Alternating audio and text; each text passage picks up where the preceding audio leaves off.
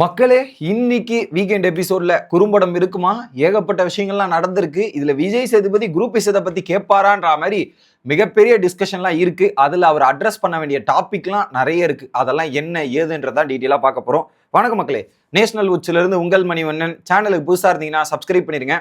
Video பார்க்குற அனைவருமே மறக்காம லைக்கும் ஐப்பும் பண்ணீங்கன்னா வீடியோ பல பேருக்கு போய் சேரும். அந்த உதவியை நீங்க எனக்கு பண்ணீங்கன்னா ரொம்ப ரொம்ப யூஸ்ஃபுல்லா இருக்கும். இப்போ கண்டென்ட்டுக்குள்ள போயிடலாம். ஒரு பக்கம் நாமினேஷன் டிஸ்கஷன். ஸோ பிக் பாஸே நாமினேஷனை டிஸ்கஸ் பண்ணக்கூடாதுன்னு ஒரு ரூல் இருக்கு. இதுல குறிப்பா ஓப்பனா டிஸ்கஸ் பண்ணி போன வாரமும் நடந்துச்சு, இந்த வாரமும் நடக்குது. அந்த டீம் எல்லாமே ஒரு டீம் அழிக்கிறதுக்காக இன்னொரு டீம் நாங்கள் குரூப்பிசமோட சேர்ந்து செயல்படுவோம் அப்படின்றதே தப்பு தான் நான் பார்க்குறேன். அதுல இவங்க குரூப்பிசமா சேர்ந்து பெஸ்ட் ஒஸ்ட் நாமினேஷன் அப்படின்ற வேலைகள்லாம் பல விஷயங்கள் பார்க்குறாங்களே. கண்டிப்பா இது விஜேஸ் காதுக்கு போய் சேர்ந்துருக்கும் நான் நம்புறேன். இதை கண்டிப்பா கேட்டாகணும். இதை கேட்கலன்னு வச்சுங்களேன், அது ரிவர்ஸா திரும்பி அவருக்கே அடிக்கும்ன்றதுதான் பாயிண்ட். ஏன்னா குரூப்பிசம் பண்றாங்கன்னு ஒரு டீம் அடிக்கிறாரு. இப்ப அதே மாதிரி இன்னொரு டீமும் பண்றாங்க. அவங்க பண்ணது தப்புனா இவங்க பண்ணதும் தப்பு தானே அப்படின்ற கேள்வி வரும். அதை கண்டிப்பா அவர் பேசுற நிலைமைக்கு வருவார் அப்படின்றத எதிர்பார்க்கிறேன். ஓகேவா? அடுத்து எஃப்ஜேவோட கேப்டன்சி. ஓகேவா? அந்த கேப்டன்சியை எஃப்ஜே எப்படி ஹேண்டில் பண்ணியிருக்கான், என்னெல்லாம் பண்ணியிருக்கான் அப்படின்னும் போது எஃப்ஜேவோட கேப்டன்சியில் ஒரு 2-3 இஷ்யூஸ் வருது. ஓகேவா? ஃபர்ஸ்ட் இஷ்யூ என்ன அப்படின்றது பார்த்தீங்கன்னா, இன்னைக்கு நைட்டு நீங்கள் பார்த்துருப்பீங்க வீடியோ. அந்த ஒரு டீ மேட்ரு ஒரு பெரிய சம்பவமா நடக்க போகுதுன்றது நான் நினைக்கிறேன். வெள்ளிக்கிழமை நிகழ்வுகள்ல உங்களுக்கு வரும். நைட் மிட் நைட் லைவ்ல ஏகப்பட்ட பிரச்சனை நடந்துச்சு. கிட்டத்தட்ட ஒரு 1.5-2 மணி நேரமா பிரச்சனை போயிட்டு இருந்தது. திவ்யா தலைவலிக்கு டீ கொடுக்கணுமா வேணாமா, அதுல கேப்டன் ஒரு ஸ்டாண்ட் எடுத்தாரு. கடைசியில் அவங்களுக்கு டீ போய் சேரல. அது கேப்டன் எடுத்த முடிவு சாதகமா பாதகமான்ற மாதிரி வீக்கெண்ட் எபிசோட்ல விஜய் சேதுபதி தலைமையில பல விஷயங்கள் நடக்கும். இதுல யார் பக்கம் அவர் சொல்ல போறாரு, ஹியூமனிட்டி பேசிஸா இல்ல இவன் எடுத்த முடிவு கரெக்டா தப்பான்ற மாதிரி பல சம்பவங்கள் நடக்க போகுது. அதுல கண்டிப்பா எஃப்ஜேக்கு ஏதோ ரோஸ்ட் இருக்க போகுது. அந்த ஒரு இஷ்யூ தான் எஃப்ஜேக்கு ஒரு மிகப்பெரிய பேக் ஃபயர் ஆக போகுதுன்னு நினைக்கிறேன். மற்ற இஷ்யூஸ்லாம் பெருசா அவன் மேல டிராபேக் சொல்ற அளவுக்கு இல்லை. பட் இந்த ஒரு இஷ்யூ ஒரு பெரிய இஷ்யூ. அதை கண்டிப்பா விஜேஎஸ் செய்வாரத்துக்கான வாய்ப்பு இருக்குது அப்படின்ற மாதிரி தான் எனக்கு தோணுது. ஒண்ணு. அடுத்து எஃப்ஜேவோட கேப்டன்சி, ஒரு கேப்டனா ஒரு முடிவு எடுக்கும் போது அந்த டாஸ்கோட முடிவுல எதிர்த்து நின்று பேசிய சாண்ட்ரா, அதுக்கப்புறம் பாத்தீங்கன்னா அவன் போய் காலில் விழுந்தது, இது ஒரு பெரிய டிஸ்கஷன் பாயிண்ட்டுக்கு வரும். அதுல கேப்டனா ஒரு தலையா ஒரு முடிவு எடுத்திருக்கான். அந்த முடிவை அவங்க அனுசரிக்கல. இங்கே அவங்க லீட் பண்ற டீமை அவங்க கண்ட்ரோல் பண்ணல. அந்த இடத்துல எஃப்ஜே மேல தப்பு கிடையாது. இவங்க தான் எல்லாமே எஃப்ஜேன்ற மாதிரி பல விஷயங்கள் பண்ணாங்க. அந்த ஒரு டாபிக்குமே டிஸ்கஷனுக்கு வரும். அதை விஜேஎஸ் எப்படி அட்ரஸ் பண்றாருன்றதை வெயிட் பண்ணி பார்க்கணும். அதுல குறிப்பா பார்வதி மேலதான் தப்பு. அவங்க தான் இனிஷியேஷன் பண்ணாங்க. சாண்ட்ரா கண்ட்ரோல் பண்ணாம விட்டு பல பிரச்சனைகள் ஆச்சு. ஸோ அதை கண்டிப்பா எஃப்ஜே பக்கம் திருப்ப முடியாது. அப்படியும் திருப்பி போட்டாங்கன்னா அடி மேல அடி எஃப்ஜேக்கு ஒரு பக்கம் இருக்கு அப்படின்ற ஒரு இஷ்யூ. இதுதான் 2 இஷ்யூ எஃப்ஜே பொறுத்தவரையும் இந்த கேப்டன்சில எனக்கு தெரிஞ்ச வரைக்கும். அடுத்ததாக வீக்லி டாஸ்க், சோறு சோப்பு மாப்பு டாஸ்க். அந்த மாப்பு டாஸ்க்ல குறிப்பா இந்த பாயிண்ட்ஸ்ல நிறைய குளறுபடிகள் நடந்திருக்கு. நியாயமான முறையில் பாயிண்ட் தரல அப்படின்ற மாதிரி ஏகப்பட்ட பிரச்சனைகள் வரும். ஏன்னா ஒரு பக்கம் வேலை, உபசரிப்பு மற்றும் என்டர்டைன்மெண்ட், இந்த 3 கிரைட்டீரியா பேசிஸ்ல இருக்கு. ஸோ அதுல பல பிரச்சனைகள் ஆகிட்டு ஏகப்பட்ட ட்விஸ்ட் அண்ட் டர்ன்ஸ்லாம் இருந்ததுல கண்டிப்பா அந்த டாஸ்கை பத்தி பல பேரும் பல ரீதியில கம்ப்ளைண்ட் பண்ணுவாங்க.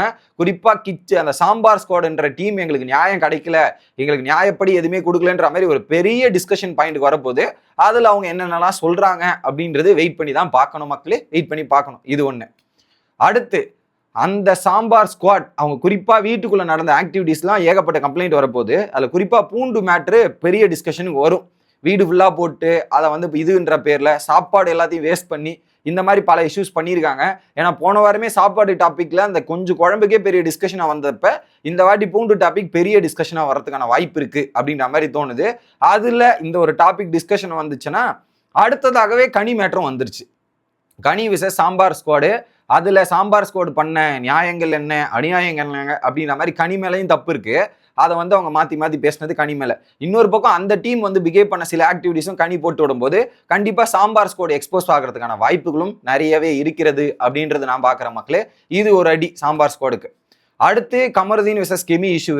அதுல கெமி மேல தப்பு கிடையாது, கமருதீன் மேலதான் தப்பு. அடுத்து இன்னொரு இஷ்யூ இருக்கும், கெமி விசஸ் கிச்சன் டீம்ல. அது முழுக்க முழுக்க கெமி மேலதான் தப்பு. காரங்காரன்னு அவங்க வாங்கிட்டு அதையும் வச்சு கம்ப்ளைண்ட் பண்ணி சில சம்பவங்கள்லாம் பண்ணியிருந்தாங்க. கண்டிப்பா அந்த ஒரு டாபிக்குமே ஹெவி டிஸ்கஷனுக்கு இது டவுட் தான். இந்த 2 டாபிக் வந்தா வரலாம், வராகடி போகலாம் அப்படின்றதால பெருசா டிஸ்கஷனுக்கு வராது அப்படின்ற மாதிரி தான் எனக்கு தோணுது. இது ஒண்ணு. அடுத்து அந்த டாஸ்க்ல சோறு சோப்பு மாப்பு டாஸ்க்ல வினோத் விசஸ் பார்வதி, கொஞ்சம் பாட்டு கொஞ்சம் பாயிண்ட் அப்படின்ற டாஸ்க்ல அவர் இடிச்சார், இப்படிதான் தள்ளினார், தள்ளி விட்டார்ன்ற மாதிரி ஒரு சம்பவம் எல்லாம் இருக்கு இல்லையா? அந்த சம்பவத்தை வந்து பார்வதி வீக்கெண்ட்ல குறும்படம் போடுவாங்க. அந்த குறும்படத்தை போடுவாங்க. அதை போட்டு பார்ப்போம் அப்படின்ற மாதிரி டிஸ்கஷன்லாம் பண்ணியிருப்பாங்க. அதுல வந்து அக்யூசேஷன் வினோத் மேல வச்சுட்டு இருந்தாங்க. வினோத் நான் தள்ளி உள்ளங்க, அது ஆக்சிடென்டா நடந்த விஷயங்கள், கொலைட் ஆனதுங்க அப்படின்னு சொன்னாலுமே இல்ல நீங்க புஷ் பண்ணீங்கன்னு நிறைய விஷயங்கள் பேசியிருப்பாங்க. வினோத் போயிட்டு ஒரு பக்கம் கனி கிட்ட சாரியே கேட்டு கனியே பிரச்சனை இல்லைன்னு சொல்லிட்டாங்க. பட் இந்த ஒரு இஷ்யூவை எடுத்துட்டு வந்து வினோத்துக்கு எதிராக திருப்பினாங்கன்னா யாரு திருப்புறாங்களோ அவங்களுக்கு ஒரு பெரிய பாதிப்பாவே மாறும். இது கேட்டாங்கன்னா அவங்களுக்கு ரிவர்ஸ் ஆயிடும். கண்டிப்பா ரிவர்ஸ் ஆகி அவங்களுக்கே ஆப்படிக்கிற ஸ்கோருக்கு போயிடும்.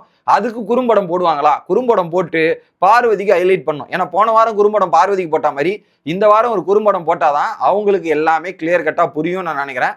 இது ஒரு பக்கம். அடுத்து விக்ரம் வெர்சஸ் பிரஜன் சாண்ட்ரா டிஸ்கஷன். விக்ரம் அவருக்கு கொடுக்கப்பட்ட ரோல் என்ன? ஒரு டாஸ்க் வாங்கணும், வேலை வாங்கணும் அப்படின்றது தான் டாஸ்க்கு. அதை போய் பிரஜன் கிட்டயும் ஒரு சில டிஸ்கஷன் பண்ணும்போது பிரஜன் சேர்ந்து எச்சரிக்கிறேன், வார்ன் பண்றேன், 2 நிமிஷத்துல நீ வெளியே போய் உன் ஒய்ஃபை கூட்டணும் அப்படின்ற மாதிரி பல டிஸ்கஷன் பண்ணாரா? அவர் பல குற்றச்சாட்டுகளையும் எடுத்து வச்சாரா? அது எதுவுமே விக்ரம் மேல தப்பு கிடையாது. விக்ரம் கொடுத்த டாஸ்கை தான் பண்ணாரு. அதுக்கு இவங்க பண்ற அட்ராசிட்டிஸும் அதுக்கு எதிராக பேசணுன்ற மாதிரி பேசி தனி கேமர்ன்றது ப்ரூவ் பண்றதுக்காக பல விஷயங்கள் பண்ணார்ல. அதுல குறிப்பா பிரஜனோட ஆக்டிவிட்டிஸ் இந்த வீட்டுல ரொம்ப மோசமா இருக்கு. ஏகப்பட்ட ஸ்டேட்மெண்ட் விடுறது. ஏன் சாண்ட்ராவோட ஆக்டிவிட்டிஸுமே மோசமா இருக்கு. பூச்சிக்கொல்லி மருந்து அப்படின்ற மாதிரி மருந்தை பத்தி பேசுறது, அதுக்கப்புறம் சுபிக்ஷாக்கு அந்த மருந்து கொடுக்கறது, அதுக்கப்புறம் பார்த்தீங்கன்னா விஷத்தை வச்சு பார்வதி மேட்டரா இருக்கட்டும், சபரியோட ப்ரொஃபஷனா இருக்கட்டும், அதுக்கப்புறம் ட்ரூ கலரா இருக்கட்டும்னு ஏகப்பட்ட ஊர்கேள்வி, இந்த மாதிரி நிறைய பேசிக்கிட்டே இருக்காங்க. இதெல்லாம் அட்ரஸ் பண்ணும். இதுல குறிப்பா த்ரெட்டனிங், மிரட்டுதல். அந்த மிரட்டுதல் ஒரு பதிலடி கொடுத்தே ஆகணும். இவர் இஷ்டத்துக்கு என்ன வேணாலும் பேசிட்டு இருப்பாரு, அதெல்லாத்தையும் உட்காந்து கேட்டிருக்க முடியுமா? விஜய் சார் தயவு செய்து இதை அட்ரஸ் பண்ணுங்க அப்படின்ற மாதிரி தான் இருந்தது. அடுத்து திவ்யா அண்ட் பிரஜன் விக்ரம் சொல்ற விஷயங்கள் எல்லாத்தையும் ஃபாலோ பண்ணிட்டாங்களா? விக்ரம் ஆர்டர் எல்லாத்தையும் ஃபாலோ பண்ணாங்களான்றது இருக்கு. அது ஒரு பக்கம். அடுத்து எலிமினேஷன் அப்படின்றது நடக்கும். இந்த எலிமினேஷன் தான் ஒரு மிகப்பெரிய பரபரப்பா இருக்க போது. 1ஆ 2ஆ அப்படின்ற டவுட்ஸ் போயிட்டு இருக்கு. வெயிட் பண்ணி பார்ப்போமே. அடுத்து பிக் பாஸையே எதிர்த்து கேள்வி கேட்ட சாண்ட்ரா இருக்காங்களே, பிக் பாஸ் கண்ணை மூடிக்கிட்டு இருக்க சொல்லுங்க, பிக் பாஸ் எல்லாம் பேசலாமா இல்ல அடுத்த சீசன் கண்ணை மூடிங்க பிக் பாஸ் இதெல்லாம் கேட்கலன்ற மாதிரி சொல்லியிருக்காங்கல்ல.